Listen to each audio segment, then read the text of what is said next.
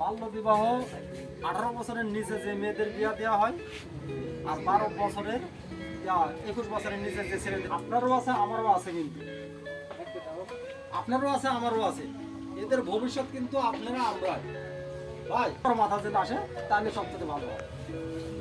14 বছরের একটা মেয়েকে যদি বিয়ে দেন, এই মেয়েটা শ্বশুর শাশুড়ি বা শাশুড়ির সাথে কেমন আচার ব্যবহার, স্বামীর সাথে কেমন আচার ব্যবহার, প্রতিবেশীর সাথে কেমন আচার ব্যবহার, আত্মীয় স্বজনের সাথে কেমন আচার ব্যবহার, এগুলো কি তার জ্ঞান বুদ্ধি আসে? বুঝে 13-14 বছরের মেয়ে কতটুকু জ্ঞান বুদ্ধি হয় বলুন তো, কতটুকু বুদ্ধি হয়?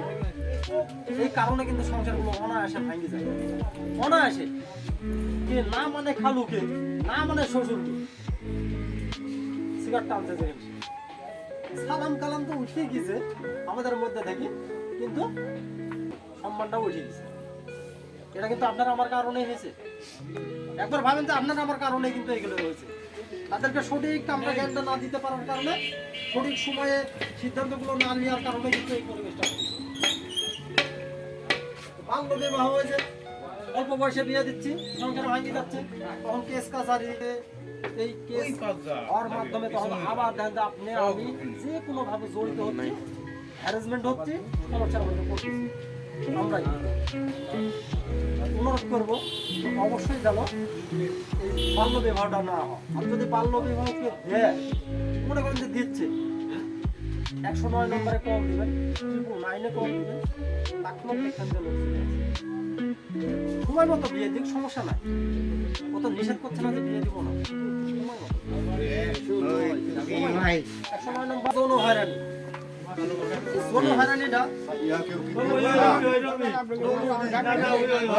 যৌন হয়রানিটা দেখেন 4 ভাবে সৃষ্টি হচ্ছে। একটা হচ্ছে মৌখিক ভাবে যৌন হয়রানি, একটা অমৌখিক ভাবে, একটা হচ্ছে শারীরিক ভাবে, আর একটা হচ্ছে এই যে বর্তমান মোবাইল যুগটা আসে, এই মোবাইল যুগের মাধ্যমে, ইন্টারনেটের মাধ্যমে ছেলে মেয়ে যে কখন পালাচল যাচ্ছে, কখন কার সাথে সম্পর্ক করছে, এগুলো আপনি আমি জানতেই পারছি না, জানতেই পারছি না।